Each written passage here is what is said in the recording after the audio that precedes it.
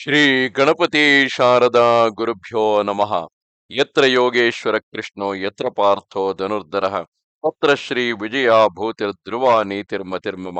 ಶ್ರೋತೃಗಳಿಗೆ ಶ್ರೀ ಅಳಸಿಂಗರಾಚಾರ್ಯ ವಿರಚಿತ ಶ್ರೀ ವ್ಯಾಸ ಮಹರ್ಷಿ ಪ್ರಣೀತ ಶ್ರೀಮನ್ ಮಹಾಭಾರತದ ಸಭಾಪರ್ವದಲ್ಲಿ ವಿದುರನು ಪಾಂಡವರನ್ನು ಕರೆತಂದುದು, ಪಾಂಡವರು ದ್ಯೂತ ಸಭೆಯನ್ನು ಪ್ರವೇಶಿಸಿದುದು ಎಂಬ 83ನೆಯ ಅಧ್ಯಾಯಕ್ಕೆ ಸ್ವಾಗತ. ಧೃತರಾಷ್ಟ್ರನ ಅಪ್ಪಣೆಯ ಮೇರೆಗೆ ವಿದುರನು ಒಳ್ಳೆಯ ಕುದುರೆಗಳನ್ನು ಕಟ್ಟಿದ ರಥವನ್ನೇರಿ ಪಾಂಡವರಿದ್ದಲ್ಲಿಗೆ ಪ್ರಯಾಣ ಮಾಡಿದನು. ಮಾರ್ಗ ಮಧ್ಯದಲ್ಲಿ ತನಗೆ ಬ್ರಾಹ್ಮಣರು ಮಾಡಿದ ಪೂಜೆಗಳನ್ನೆಲ್ಲ ಸ್ವೀಕರಿಸುತ್ತಾ ಧರ್ಮರಾಜನ ಪಟ್ಟಣಕ್ಕೆ ಪ್ರವೇಶಿಸಿದನು. ಅಲ್ಲಿ ಕುಬೇರ ಗ್ರಹಕ್ಕೆ ಸಮಾನವಾದ ಅರಮನೆಯಲ್ಲಿ ಧರ್ಮರಾಜನಿದ್ದಲ್ಲಿಗೆ ಬಂದನು.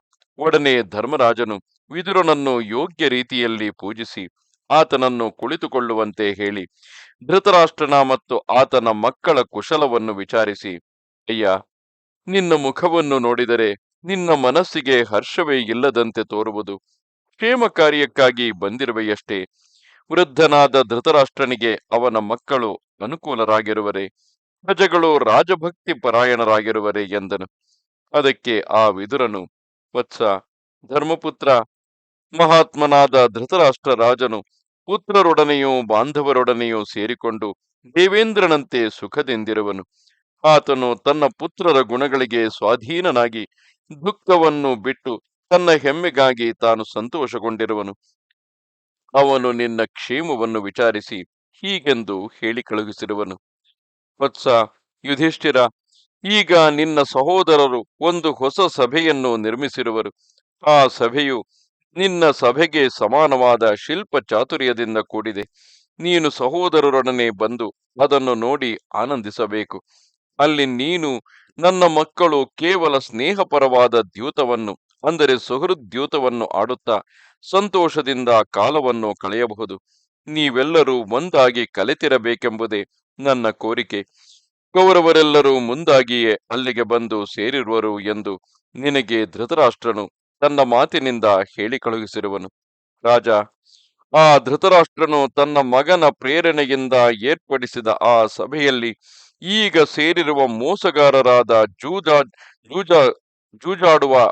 ಜೂದಾಳಿಗಳನ್ನು, ಅಂದರೆ ಜೂಜಾಡುವವರನ್ನು ನೀನು ಬಂದು ನೋಡಬೇಕೆಂದು ಹೇಳುವುದಕ್ಕಾಗಿಯೇ ನಾನು ಇಲ್ಲಿಗೆ ಬಂದೆನು. ಇನ್ನು ನೀನು ಹೊರಡು. ಆಗ ಯುಧಿಷ್ಠಿರನು, ಚಿಕ್ಕಯ್ಯ, ದ್ಯೂತದಿಂದ ನಮ್ಮಲ್ಲಿ ಕಲಹವು ಸಂಭವಿಸುವುದು ನಿಶ್ಚಯವು. ವಿವೇಕಿಗಳಾದವರಾರೂ ಜೂಜಿಗೆ ಪ್ರವೇಶಿಸಬಾರದು.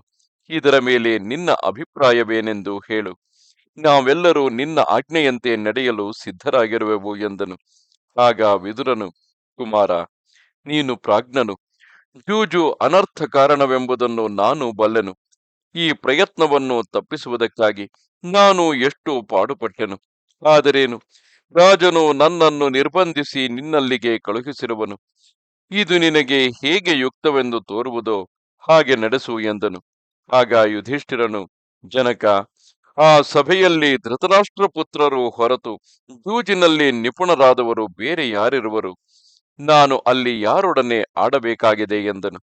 ಅದಕ್ಕೆ ಆ ವಿದುರನು, ಗಾಂಧಾರ ರಾಜನಾದ ಶಕುನಿಯು ಜೂಜಿನಲ್ಲಿ ಎಲ್ಲರನ್ನೂ ಮೀರಿಸಿದವನು. ದಾಳಗಳು ಅವನು ಹೇಳಿದಂತೆ ಕೇಳುವವು. ಇದಲ್ಲದೆ ವಿವಿಂಶತಿ, ಚಿತ್ರಸೇನ, ಸತ್ಯವ್ರತ, ಪುರುಮಿತ್ರ, ಜಯರೆಂಬಿ ರಾಜರು ಕೂಡ ಜೂಜಿನಲ್ಲಿ ಸೇರಿದವರೇ ಎಂದನು. ಆಗ ಯುಧಿಷ್ಠಿರನು, ಪಿತೃವ್ಯ, ಹಾಗೆದ್ದರೆ ಮೋಸವನ್ನೇ ಹಿಡಿದು ಜೂಜಾಟವನ್ನಾಡುವುದಕ್ಕೆ ಸಿದ್ಧರಾಗಿರುವವರು ಅನೇಕರು ಒಮ್ಮೆ ನೆರೆದಿರುವಂತಿದೆ. ಆದರೇನು, ಜಗತ್ತೆಲ್ಲವೂ ದೈವ ವಶವಾಗಿ ನಡೆಯತಕ್ಕದ್ದು. ಬ್ರಹ್ಮನು ಈ ಪ್ರಪಂಚವನ್ನೆಲ್ಲ ದೈವ ವಶವಾಗಿ ಮಾಡಿರುವನೇ ಹೊರತು ಇದರಲ್ಲಿ ಯಾವುದು ಸ್ವತಂತ್ರವಲ್ಲ. ನೀನು ಎಲ್ಲವನ್ನೂ ತಿಳಿದಿರುವೆ. ಹೇಗಾದರೂ ರಾಜನ ಆಜ್ಞೆಯಂತೆ ನಾನು ಅಲ್ಲಿಗೆ ಬಾರದೇ ತೀರದು. ತಂದೆಯನ್ನು ಪುತ್ರನು ಹೇಗಿದ್ದರೂ ಪ್ರೀತಿಸಬೇಕು. ನೀನು ಹೇಳಿದಂತೆ ನಡೆಯುವೆನು. ಶಕುನಿಯು ಜೂಜಿನಲ್ಲಿ ಎಲ್ಲರನ್ನೂ ಜಯಿಸುವ ನೈಪುಣ್ಯವುಳ್ಳವನೆಂದು ಹೇಳಿದೆಯಲ್ಲವೇ? ಇದ್ದರೇನು, ಅವನೊಡನೆ ನಾನು ಆಟಕ್ಕೆ ಕೊಳ್ಳಿರುವ ಸಂಭವವೇ ಇಲ್ಲ. ಆ ಸಭೆಯಲ್ಲಿ ಅವನಾಗಿ ನನ್ನನ್ನು ನಿರ್ಬಂಧಿಸಿ ಕರೆದ ಹೊರತು ನಾನು ಅವನಿಗೆದಿರಾಗಿ ದಾಳವನ್ನು ಹಿಡಿಯುವವನು ಅಲ್ಲ. ಮೊದಲು ನನಗೆ ಆಟದಲ್ಲಿ ಆಸೆಯೂ ಇಲ್ಲ. ಅವನು ಆಟಕ್ಕೆ ಕರೆದರೆ ಮಾತ್ರ ನಾನು ಹಿಂಜರಿಯುವವನಲ್ಲ. ಇದು ಬಹುಕಾಲದಿಂದ ನಾನು ಹಿಡಿದ ನಿಯಮವೆಂದು ತಿಳಿ ಎಂದನು. ಧರ್ಮರಾಜನು ಒಡನೆಯೇ ಬೇಕಾದ ಸನ್ನಾಹಗಳನ್ನು ಸಿದ್ಧಪಡಿಸುವಂತೆ ಸೇವಕರಿಗೆ ಆಜ್ಞಾಪಿಸಿದನು. ಸಭೆಯು ನೆರೆಯುವುದಕ್ಕೆ ಮುಂದಿನ ದಿನವೇ ಅಲ್ಲಿಗೆ ಹೋಗಿ ಸೇರುವುದಕ್ಕಾಗಿ ತನ್ನ ಕಡೆಯವರೆಲ್ಲರೊಡನೆಯೂ ದ್ರೌಪದಿ ಮೊದಲಾದ ಸ್ತ್ರೀಯರೊಡನೆಯೂ ಪ್ರಯಾಣ ಹೊರಟನು. ಮಿಂಚು ಥಟ್ಟನೆ ಕಣ್ಣುಗಳ ಶಕ್ತಿಯನ್ನು ತಗ್ಗಿಸುವ ದೈವವು ಪ್ರಜ್ಞೆಯನ್ನು ಕೆಡಿಸಿಬಿಡುವುದು. ಮನುಷ್ಯನು ಪಾಶಬದ್ಧನಂತೆ ದೈವವಶನಾಗಿಯೇ ಎಳೆಯಲ್ಪಡುವನು ಎಂದು ಹೇಳುತ್ತಾ ಆ ಯುಧಿಷ್ಠಿರನು ತನ್ನ ತಂದೆಯೇ ತನ್ನನ್ನು ಈ ಅಕಾರ್ಯಕ್ಕೆ ಕರೆದುದಕ್ಕಾಗಿ ಮನಸ್ಸಿನಲ್ಲಿ ವ್ಯಥೆಪಡುತ್ತಾ ವಿದುರನೊಡನೆ ಪ್ರಯಾಣ ಬೆಳೆಸಿದನು. ತನ್ನ ಸಹೋದರರೊಡನೆ ಬಾಹ್ಲಿಕ ದೇಶದ ಉತ್ತಮಾಶ್ವಗಳಿಂದ ಕೂಡಿದ ರಥವನ್ನೇರಿ ವಿದುರನನ್ನು ಬ್ರಾಹ್ಮಣರನ್ನು ಮುಂದಿಟ್ಟುಕೊಂಡು ಹೊರಟನು. ಸಮೀಪದಲ್ಲಿದ್ದ ಭೃತ್ಯರನ್ನು ನಗರದ ರಕ್ಷಣೆಗಾಗಿ ನೇಮಿಸಿದನು. ಆಮೇಲೆ ರಾಜಯೋಗ್ಯವಾದ ರಥಗಳು, ಬಿರುದುಗಳು ಮೊದಲಾದವನ್ನೆಲ್ಲ ನಿಲ್ಲಿಸಿಟ್ಟು ಮೊದಲು ಬ್ರಾಹ್ಮಣರ ಸ್ವಸ್ತಿವಾಚನವು ನಡೆದ ಮೇಲೆ ಪ್ರಯಾಣಕ್ಕೆ ಸಿದ್ಧನಾದನು. ಬ್ರಾಹ್ಮಣರಿಗೂ ಇತರರಿಗೂ ತನ್ನ ಪ್ರಯಾಣ ಮಂಗಳಕ್ಕಾಗಿ ವಿದ್ಯುಕ್ತವಾದ ರತ್ನಾದಿಗಳನ್ನು ದಾನ ಮಾಡಿದನು. ಹಾರ, ಕಿರೀಟ ಮೊದಲಾದ ಸಕಲಾಭರಣಗಳಿಂದ ಅಲಂಕೃತನಾಗಿ ಬಂಗಾರದಂತಿರುವ ದೇಹಛಾಯೆಯಿಂದ ಬೆಳಗುತ್ತಾ ಬಿಳಿ ದುಕೂಲವನ್ನು ಹೊದಿಸಿದ 60 ವರ್ಷದ ಮದದಾನೆಯನ್ನೇರಿ ಕುಳಿತು ಸುವರ್ಣ ವೇದಿಕೆಯಲ್ಲಿ ಹವಿಸ್ಸಿನಿಂದ ಹುತವಾದ ಅಗ್ನಿಯಂತೆ ರಾಜ್ಯಲಕ್ಷ್ಮಿಯಿಂದ ಶೋಭಿಸುತ್ತಿದ್ದನು. ಆ ಪ್ರಯಾಣ ಕಾಲದಲ್ಲಿ ಉತ್ಸಾಹಯುಕ್ತರಾದ ಅನೇಕ ಪದಾತಿಗಳು, ವಾಹನಗಳು, ರಥಗಳು ನಡೆದವು. ಸೂತ ಮಾಗಧರ ಸ್ತುತಿಗಳೊಡನೆ ಆ ಸೇನಾ ಘೋಷವು ಆಕಾಶವನ್ನೆಲ್ಲ ತುಂಬುತ್ತಿರಲು ಆಕಾಶದಲ್ಲಿ ಕಿರಣ ಸಮೂಹದೊಡಗೂಡಿದ ಸೂರ್ಯನಂತೆ ದೊಡ್ಡ ಸೈನ್ಯದೊಡನೆ ಹೊರಟನು. ಆಗ ಅವನ ತಲೆಯ ಮೇಲೆ ಪೂರ್ಣ ಚಂದ್ರನಂತೆ ಶ್ವೇತ ಛತ್ರವು ಪ್ರಕಾಶಿಸುತ್ತಿರುವುದು. 4 ಕಡೆಗಳಲ್ಲಿಯೂ ಚಿನ್ನದ ಹಿಡಿಗಳುಳ್ಳ ಬಿಳಿಯ ಚಾಮರಗಳು ಆಡುತ್ತಿರುವವು. ದಾರಿಯುದ್ದಕ್ಕೂ ಅನೇಕ ಜನರು ಉತ್ಸಾಹದಿಂದ ಜಯ ಜಯ ಧ್ವನಿಗಳನ್ನು ಮಾಡುತ್ತಿರುವರು. ಗುರು ಹಿರಿಯರು ಆಶೀರ್ವದಿಸುತ್ತಿರುವರು. ಸೈನ್ಯಗಳ ಕೋಲಾಹಲವು ಆಕಾಶವನ್ನೆಲ್ಲ ವ್ಯಾಪಿಸುತ್ತಿರುವುದು. ಇಂತಹ ಅಟ್ಟಹಾಸದೊಡನೆ ಧರ್ಮರಾಜನು ಪ್ರಯಾಣವನ್ನು ಬೆಳೆಸಿದನು. ಭೀಮನು ರಥಾರೂಢನಾಗಿ ಮುಂದೆ ಹೊರಟನು. ಸಕುಲ ಸಹದೇವರಿಬ್ಬರು ಬೇರೆ ಬೇರೆ ರಥಗಳನ್ನೇರಿ ತಮ್ಮ ತಮ್ಮ ಸೈನ್ಯಗಳೊಡನೆ ರಾಜನ ಉಭಯ ಪಾರ್ಶ್ವಗಳಲ್ಲಿ ಹೊರಟರು. ಅರ್ಜುನನು ತನಗೆ ಅಗ್ನಿದತ್ತವಾದ ಬಿಳಿಯ ಕುದುರೆಗಳುಳ್ಳ ರಥವನ್ನೇರಿ ಗಾಂಧೀವವನ್ನು ಹಿಡಿದು ಧರ್ಮರಾಜನ ಹಿಂಭಾಗದಲ್ಲಿ ಬರುತ್ತಿದ್ದನು.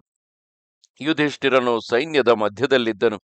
ದ್ರೌಪದಿ ಮೊದಲಾದ ರಾಜಪತ್ನಿಯರು ತಮ್ಮ ತಮ್ಮ ಗೌಡಿಯರೊಡನೆಯೂ ಪರಿಕರಗಳೊಡನೆಯೂ ನಾನಾ ವಿಧ ವಾಹನಗಳನ್ನೇರಿ ಧರ್ಮರಾಜನ ಮುಂಭಾಗದಲ್ಲಿ ಬರುತ್ತಿದ್ದರು.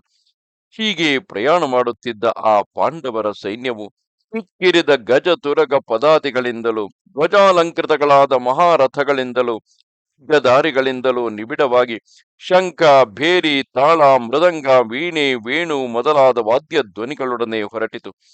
ಪೂರ್ವದಲ್ಲಿ ಲಂಕಾಧೀಶನಾಗಿದ್ದ ಕುಬೇರನು ತನ್ನ ಸೇನಾ ವಿಭವಗಳೊಡನೆ ದೇವರಾಜನಾದ ಇಂದ್ರನ ಬಳಿಗೆ ಹೋದಂತೆ ಈಗ ಧರ್ಮರಾಜನು ಕೂಡ ಅಪರಿಮಿತ ವೈಭವಗಳಿಂದ ಶೋಭಿಸುವ ಮಹಾ ಸೈನ್ಯದೊಡನೆ ಪ್ರಯಾಣ ಮಾಡಿ ಬರುತ್ತಿದ್ದನು. ದಾರಿಯಲ್ಲಿ ದೊಡ್ಡ ದೊಡ್ಡ ನದಿಗಳನ್ನು, ಕೆರೆಗಳನ್ನು, ಕಾಡುಗಳನ್ನು, ಮಹಾರಣ್ಯಗಳನ್ನು ದಾಟಿ ಹಸ್ತಿನಾಪುರದ ಸಮೀಪಕ್ಕೆ ಬಂದು ಅಲ್ಲಿ ಹಳ್ಳ ತಿಟ್ಟಿಲ್ಲದ ಸುಖಕರವಾದ ಸ್ಥಳವನ್ನು ನೋಡಿ ತನ್ನ ಸೇನೆಯನ್ನು ನಿಲ್ಲಿಸಿದನು. ಅಷ್ಟರಲ್ಲಿ ವಿದುರನು ತನ್ನ ಮನಸ್ಸಿನೊಳಗಿನ ವ್ಯಸನವನ್ನು ತಡೆದುಕೊಳ್ಳಲಾರದೆ ಗದ್ಗದ ಕಂಠದಿಂದ ಧರ್ಮರಾಜನನ್ನು ಕರೆದು ಧೃತರಾಷ್ಟ್ರನು ಅವನ ವಿಷಯದಲ್ಲಿ ಮಾಡಬೇಕೆಂದಿರುವ ಮೋಸವನ್ನೆಲ್ಲ ಯಥಾವತ್ತಾಗಿ ಅವನಿಗೆ ತಿಳಿಸಿದನು. ಅದಕ್ಕೆ ಆ ಧರ್ಮರಾಜನು, ಜನಕ, ಮಾಡುವುದೇನು? ಅವನು ನನ್ನನ್ನು ಕರೆದಾಗಲೇ ನನಗೆ ಅತೃಪ್ತಿಯುಂಟಾಯಿತು. ಆದರೇನು, ನಾನು ಪಿತ್ರಾಜ್ಞೆಗೆ ಬದ್ಧನಾಗಿ ನಡೆಯತಕ್ಕವನು. ಆದುದರಿಂದ ಹೋಗದೆ ತೀರದು. ಹೇಗಾದರೂ ಬ್ರಾಹ್ಮಣರಿಗೂ ಪ್ರಜೆಗಳಿಗೂ ಕ್ಷೇಮ ಉಂಟಾಗಲಿ ಎಂದನು. ಆಮೇಲೆ ವಿಧಿ ಪ್ರೇರಿತನಾದ ಆ ಯುಧಿಷ್ಠಿರನು ಧೃತರಾಷ್ಟ್ರನ ಅರಮನೆಯೊಳಗೆ ಪ್ರವೇಶಿಸಿದನು. ಅಲ್ಲಿ ಧೃತರಾಷ್ಟ್ರನನ್ನು ಭೀಷ್ಮ, ದ್ರೋಣ, ಕರ್ಣ, ಕೃಪ, ಅಶ್ವತ್ಥಾಮಾದಿಗಳನ್ನು ಸಂಧಿಸಿ ಉಚಿತ ರೀತಿಯಲ್ಲಿ ಅವರನ್ನು ವಿಚಾರಿಸಿದನು. ಆಮೇಲೆ ಸೋಮದತ್ತನನ್ನು, ತಮ್ಮನಾದ ದುರ್ಯೋಧನನನ್ನು, ಶಕುನಿಯನ್ನು, ದುಶ್ಯಾಸನಾದಿ ಸಹೋದರರನ್ನು, ಜಯದ್ರಥನನ್ನು, ಮೊದಲೇ ಅಲ್ಲಿ ಬಂದು ನೆರೆದಿದ್ದ ಇತರ ರಾಜರನ್ನು, ಕೌರವರನ್ನು ಕ್ರಮವಾಗಿ ಸಂಧಿಸಿ ಮಾತನಾಡಿದನು. ಆಮೇಲೆ ತನ್ನ ತಮ್ಮಂದಿರೊಡನೆ ಧೃತರಾಷ್ಟ್ರನ ಅಂತಃಪುರಕ್ಕೆ ಹೋಗಿ ಅಲ್ಲಿ ತಾರೆಗಳಿಂದ ಪರಿವೃತಳಾದ ರೋಹಿಣಿಯಂತೆ ತನ್ನ ಸೊಸೆಯರ ನಡುವೆ ಕುಳಿತಿದ್ದ ಪತಿವ್ರತೆಯಾದ ಗಾಂಧಾರಿಯನ್ನು ಕಂಡು ನಮಸ್ಕರಿಸಿ ಅವಳ ಆಶೀರ್ವಾದವನ್ನು ಪಡೆದು ಅಲ್ಲಿಂದ ವೃದ್ಧನು ತಂದೆಯು ಪ್ರಜ್ಞಾಚಕ್ಷುವೋ ಆದ ಧೃತರಾಷ್ಟ್ರನ ಬಳಿಗೆ ಬಂದನು. ಆಗ ಧೃತರಾಷ್ಟ್ರನು ಪ್ರೀತಿಯಿಂದ ಪಾಂಡವರೆಲ್ಲರ ಶಿರಸ್ಸನ್ನು ಆಘ್ರಾಣಿಸಿದನು. ಓ ಜನಮೇಜಯ ರಾಜ, ಪ್ರಿಯದರ್ಶನರಾದ ಆ ಪಾಂಡವರನ್ನು ನೋಡಿದ ಮಾತ್ರದಲ್ಲಿಯೇ ಕುರುವಂಶದವರೆಲ್ಲರಿಗೂ ಮನಸ್ಸಿನಲ್ಲಿ ಎಷ್ಟೋ ಸಂತೋಷ ಉಂಟಾಯಿತು. ಆಮೇಲೆ ಪಾಂಡವರು ಧೃತರಾಷ್ಟ್ರನ ಅನುಮತಿಯನ್ನು ಪಡೆದು ರತ್ನಮಯವಾದ ರಾಜಗೃಹಗಳನ್ನು ಪ್ರವೇಶಿಸಿದರು. ಅಲ್ಲಿ ಬಂದವರೆಲ್ಲರೂ ಪಾಂಡವ ಪತ್ನಿಯಾದ ದ್ರೌಪದಿಯನ್ನು, ಅವಳೊಡನೆ ಬಂದ ಇತರ ಸ್ತ್ರೀಯರನ್ನು ಕಂಡರು.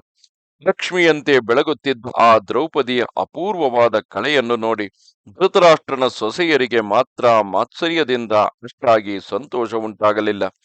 ಪಾಂಡವರು ಆ ಸ್ತ್ರೀಯರೊಡನೆ ಯಥೋಚಿತವಾದ ಮಾತುಗಳನ್ನಾಡಿ ಸಂಧ್ಯಾವಂದನಾದಿ ನಿತ್ಯ ಕೃತ್ಯಗಳನ್ನು ನಡೆಸಿ ಚಂದನಾದಿಗಳಿಂದ ದೇಹವನ್ನು ಅಲಂಕರಿಸಿಕೊಂಡರು. ಬ್ರಾಹ್ಮಣರ ಸ್ವಸ್ತಿ ವಾಚನವಾದ ಮೇಲೆ ಹಿತವಾದ ಭಕ್ಷ್ಯಗಳನ್ನು ಭುಜಿಸಿ ಸ್ತ್ರೀಯರ ಗಾನಗಳನ್ನು ಕೇಳುತ್ತಾ ಶಯನ ಗೃಹಕ್ಕೆ ಹೋಗಿ ಅಲ್ಲಿ ಆ ರಾತ್ರಿಯನ್ನು ಸುಖ ನಿದ್ರೆಯಿಂದ ಕಳೆದರು. ಬೆಳಗಾದ ಕೂಡಲೇ ವಂದಿ ಮಾಗಧರ ಸ್ತೋತ್ರದಿಂದ ಎಚ್ಚರಗೊಂಡು ಬೆಳಗಿನ ಕೃತ್ಯಗಳನ್ನು ಮುಗಿಸಿಕೊಂಡರು. ಇಷ್ಟರಲ್ಲಿ ದುರ್ಯೋಧನನ ಕಡೆಯ ದೂತರು ಬಂದು ಕರೆಯಲು ಒಡನೆಯೇ ಸಭೆಗೆ ಹೊರಟರು. ಇದು 83ನೆಯ ಅಧ್ಯಾಯವು. ನಮಸ್ತೆ ಶಾರದೆ ದೇವಿ, ಕಾಶ್ಮೀರ ಪುರವಾಸಿನಿ, ತ್ವಾಮಹಂ ಪ್ರಾರ್ಥಯೇ ನಿತ್ಯಂ, ವಿದ್ಯಾದಾನಂಚ ದೇಹಿಮೆ. ನಮಸ್ಕಾರ.